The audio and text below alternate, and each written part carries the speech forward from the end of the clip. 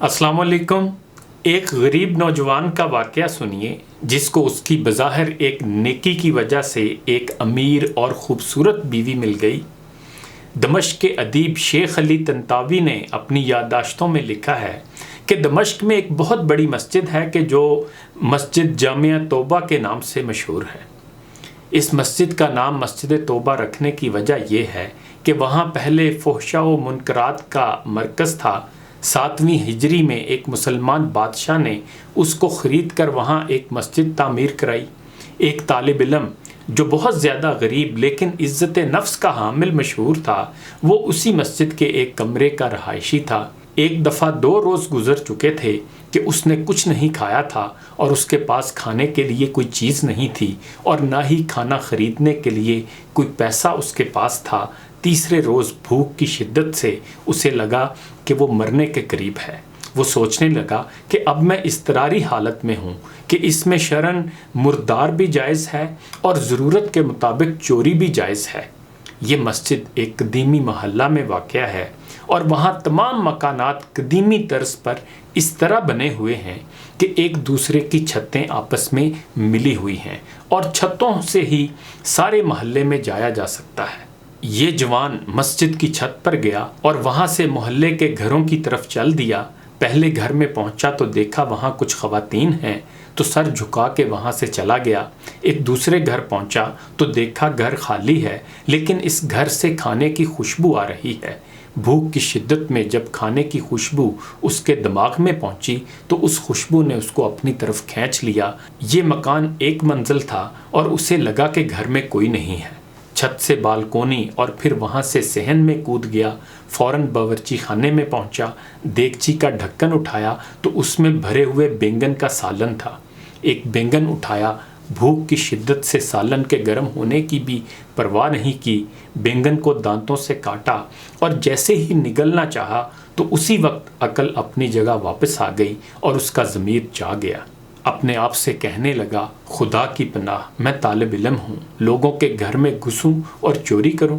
اپنے اس فعل پر شرم آ گئی، پشیمان ہوا اور استغفار کیا اور پھر بینگن کو واپس دیگچی میں رکھ دیا اور جیسے آیا تھا ویسے ہی لوٹ گیا اور مسجد میں داخل ہو کر شیخ کے حلقہ درس میں حاضر ہو گیا۔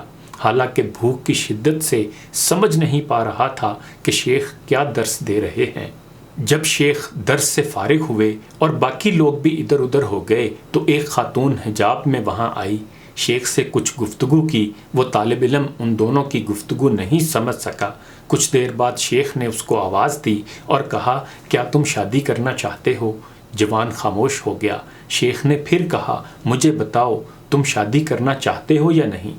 اس جوان نے جواب دیا، خدا کی قسم میرے پاس ایک لقمہ روٹی کے لیے پیسے نہیں ہیں، میں کس طرح شادی کر سکتا ہوں؟ شیخ نے کہا، یہ خاتون آئی ہے، اس نے مجھے بتایا ہے کہ اس کا شوہر وفات پا گیا ہے اور اس شہر میں بے کس ہے اور اس کا دنیا میں سوائے ایک ضعیف چچا کے کوئی عزیز و رشتہ دار نہیں ہے۔ یہ اپنے چچا کو اپنے ساتھ لے کر آئی ہے اور وہ اس وقت اس مسجد کے ایک گوشے میں بیٹھا ہوا ہے اور اس خاتون کو اس کے شوہر سے گھر اور مال وراثت میں ملا ہے۔ اب یہ آئی ہے اور ایسے مرد سے شادی کرنا چاہتی ہے جو نیک اور شریف ہو تاکہ تنہائی کے شر اور بدطینت انسانوں سے محفوظ رہے۔ کیا تم اس سے شادی کرو گے؟ جوان نے ہاں کر دی۔ شیخ نے اس خاتون کے چچا اور 2 گواہوں کو بلا کر ان دونوں کا نکاح پڑھ دیا اور اس طالب علم کے بجائے خود اس خاتون کا مہر ادا کیا اور پھر اس خاتون سے کہا، اپنے شوہر کا ہاتھ تھام لو۔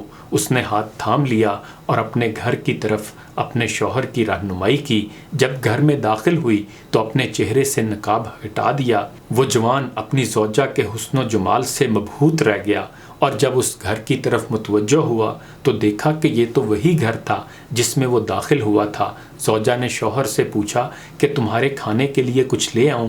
اس نے کہا ہاں۔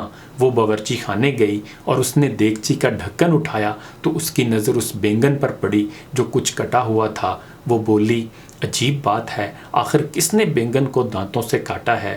وہ جوان رونے لگا اور اپنا قصہ اس کو سنایا۔ اس کی بیوی نے کہا، یہ تمہاری امانت داری اور تقوی کا نتیجہ ہے، تم نے حرام بینگن کھانے سے اجتناب کیا تو اللہ نے سارا گھر اور گھر کی مالکن کو بھی حلال طریقے سے تمہاری ملکیت میں دے دیا۔ سبحان اللہ۔ جو کوئی اللہ کی خاطر کسی گناہ کو ترک کرے اور تقوی اختیار کرے تو اللہ اس کے مقابل میں بہتر چیز اس کو عطا کرتا ہے۔ انہی گزارشات کے ساتھ اجازت چاہوں گا۔